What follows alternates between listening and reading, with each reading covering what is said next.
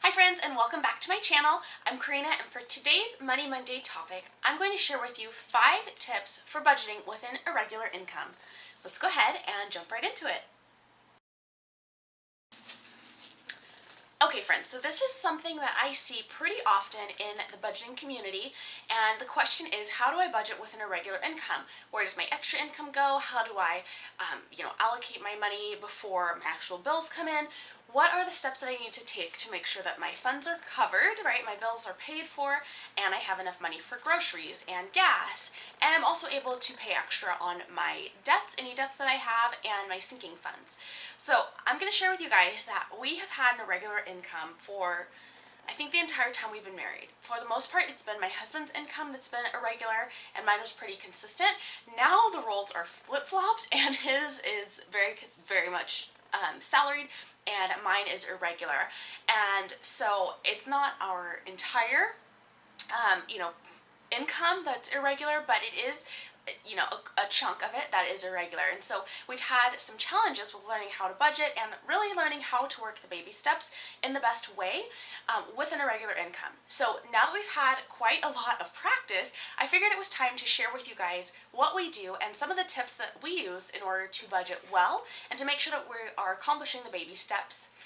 So tip number 1 is to write it out. That is the very beginning. You want to write out your budget. What exactly are you spending each month, and what do you need to be spending? You also want to write out what your typical income is. So if there's an average, if there's like a couple of numbers that it fluctuates between, you want to look at what your lowest income might be and what your highest income might be.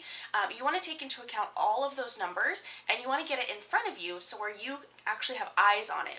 Now, when we were first married, like I said, we had an irregular income the whole time we've been married, but in the beginning, because we weren't on a budget, we were spending the same from one month to the next month, but we didn't always have the right amount of income to cover that spending variance. And so it's really important to figure out exactly what you need, because from there we can start our budget and we can really start to use that money, and the irregular income won't be so scary. So number 1 is to write it out. Okay, and on the lines of writing out your budget and figuring out your wants versus your needs, what I want you to do, the second tip, is to calculate what your needs are. So calculate all of your bills, all the money that you spend on groceries, or what you can spend on groceries, what you spend on gas, and your debt payments, anything like that.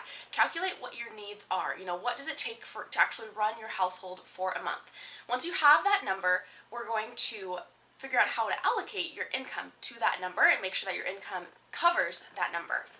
So now that we know what our needs are and what our budget actually looks like and what our income is, what you want to do with your income next is to create a little bit of a buffer for those shorter months. Now, when you're really truly taking care of your needs, right, in step number 2, once you've figured out what those needs are, once you have that number, you want to take your irregular income and you want to be able to divide it in a way that covers your needs. So say you know that you need the first full paychecks, no matter what the amount is, to cover all of your needs, or maybe you need a little bit into the next paychecks or something like that.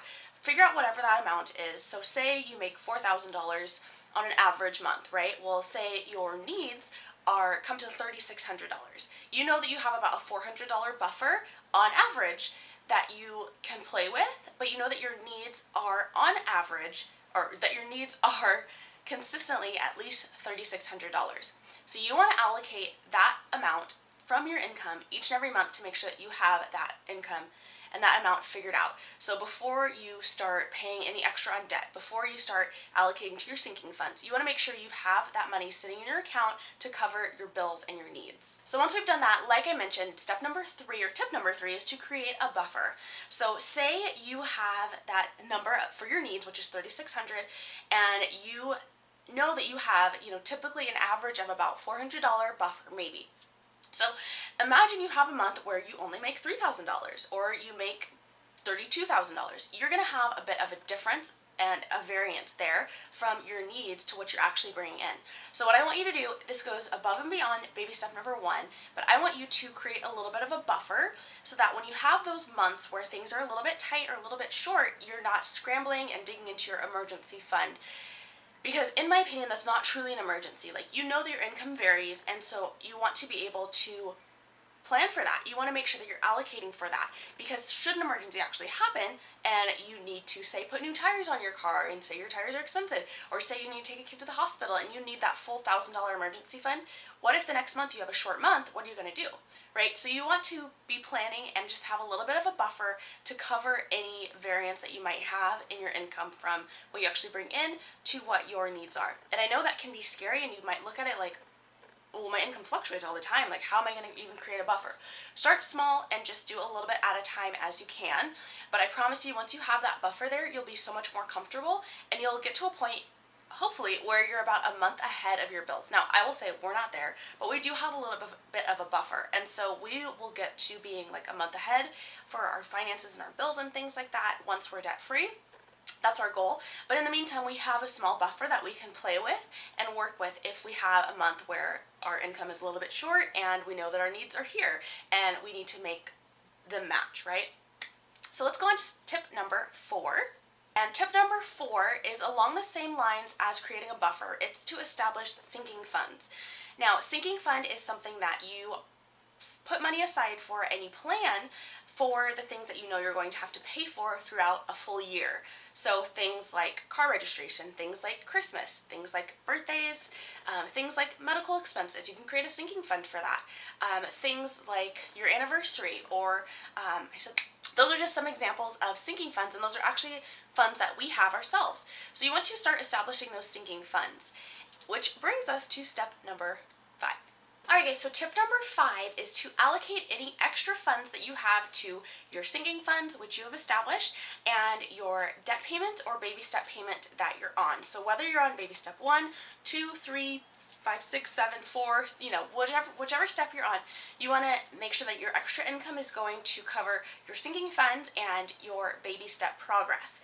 Now, I would highly recommend to set aside a specific amount of money for your sinking funds, and you'll know what that amount is based on creating your sinking funds. You'll know exactly how much you need to put away each month in order to save up enough for your car registration in a year. So those numbers you want to take out from any extra money that you have at the end of the month and at the end of meeting all of your needs for the month. And then anything extra, anything left from those sinking funds, you can go ahead and allocate towards the baby step payment that you're on. So that will help you in order to start building momentum and really working the baby steps.